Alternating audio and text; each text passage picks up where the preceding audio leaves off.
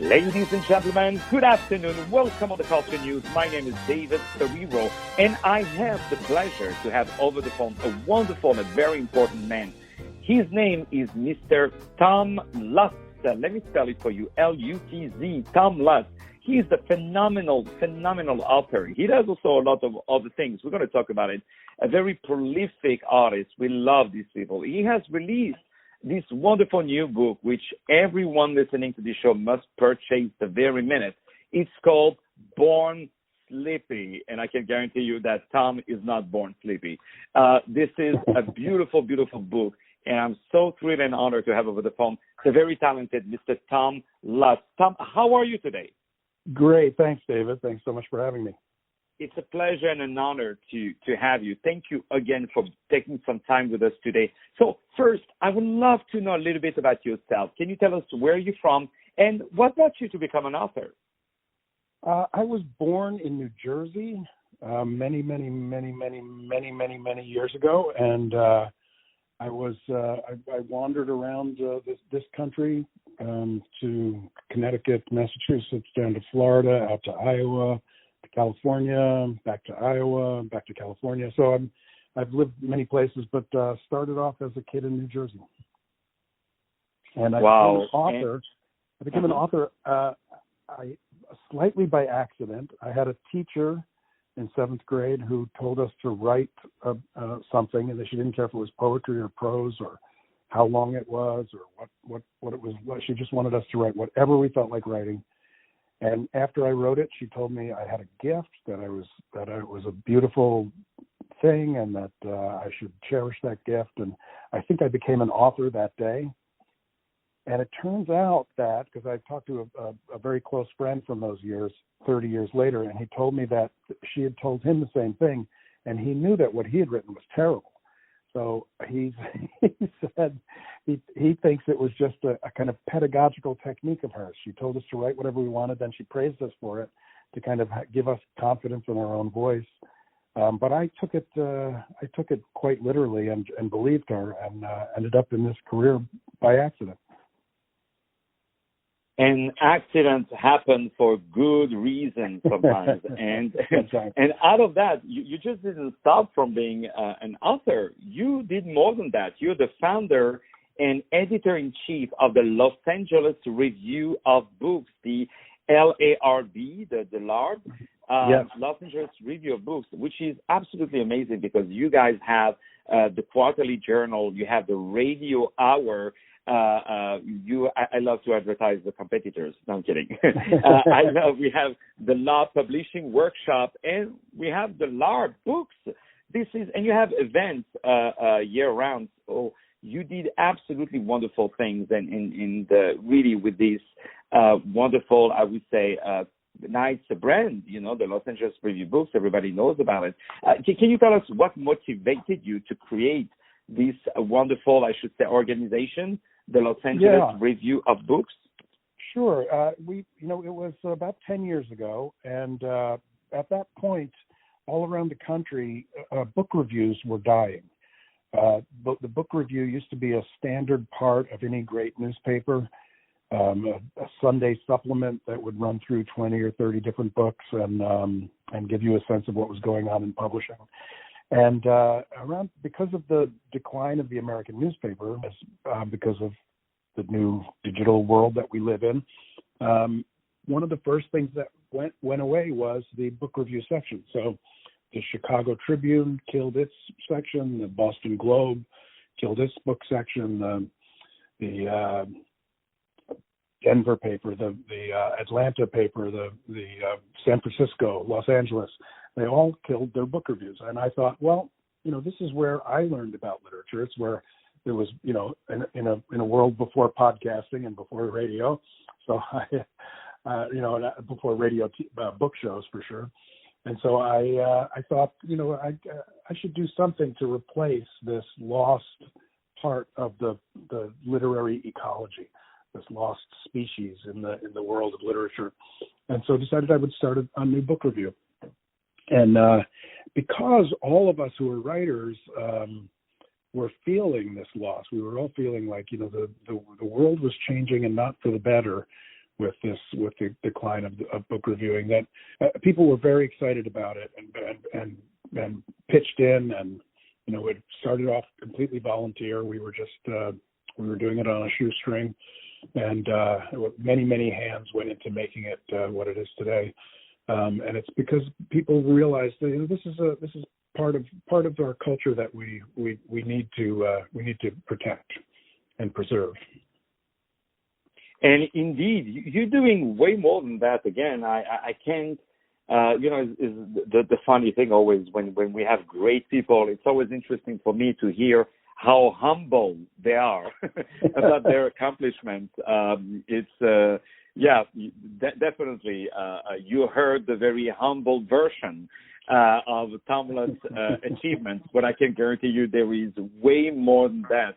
I invite everyone, by the way, to go on the website, tomlutzwriter.com, and you can read about this amazing person, Tom Lutz, my guest today. His wonderful book, Born Slippy.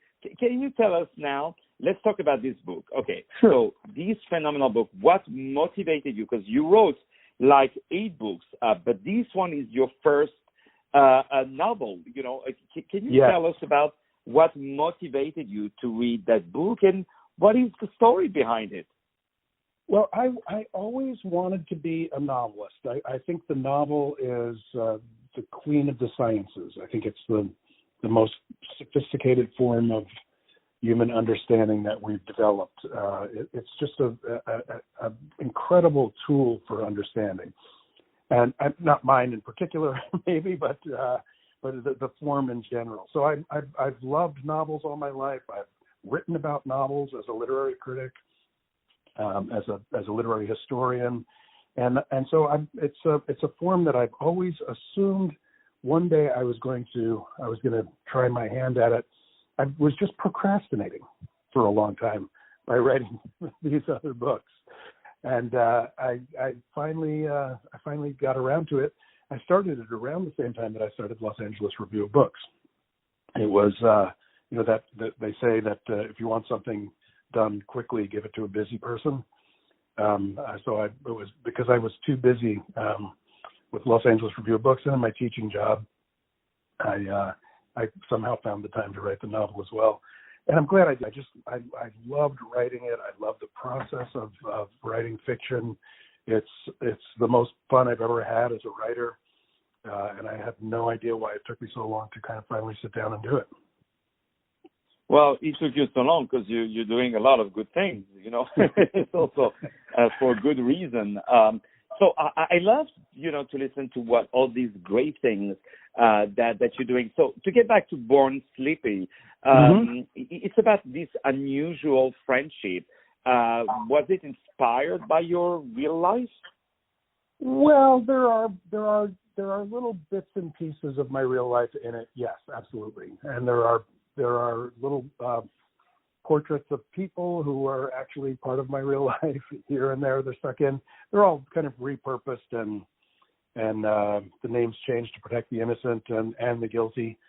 But there are aspects of it that are from my real life. And the germ of my character Dimitri, who is a kind of charming sociopath. There was a person who was the inspiration for that character.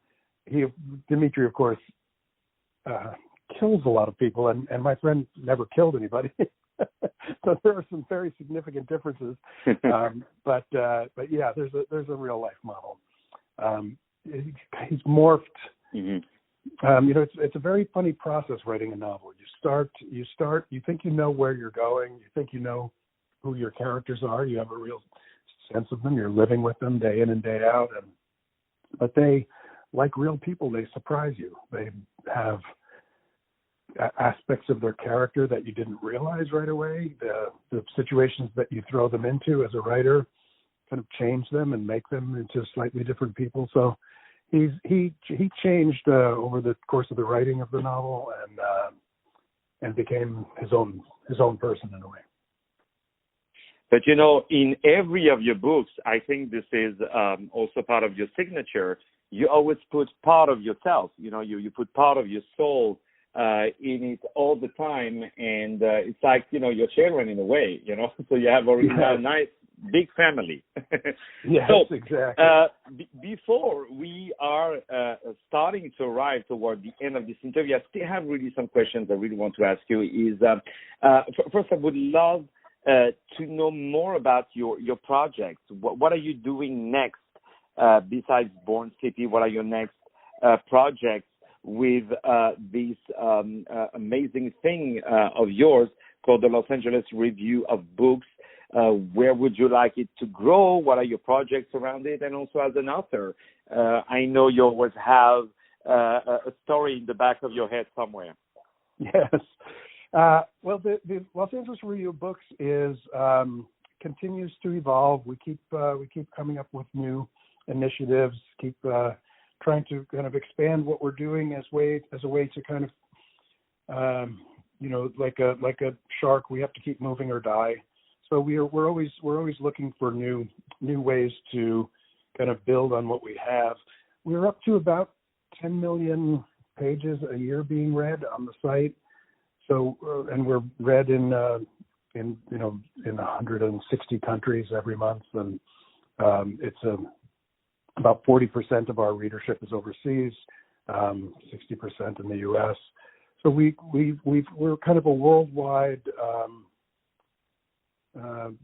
influence in the world of publishing now, which is very gratifying and great. And I think we're really interested in just getting better and better at what we do in each of the various areas that we're working. And indeed, you are getting better and better. Ladies and gentlemen, my name is David Serero. I had the privilege, and I really mean that, the privilege to have over the phone this lovely, adorable person named Mr. Tom Lutz. Tom Lutz, Lutz. Check out his great website, tomlutzwriter.com. Check out everything about him. Read all his books. And most importantly, purchase his most recent book, which nearly just got released, like barely, if I count well, barely a week ago. A week ago. You definitely want to read this amazing book called Born Sleepy. Sleepy, S-L-I-P-P-Y, Born Sleepy.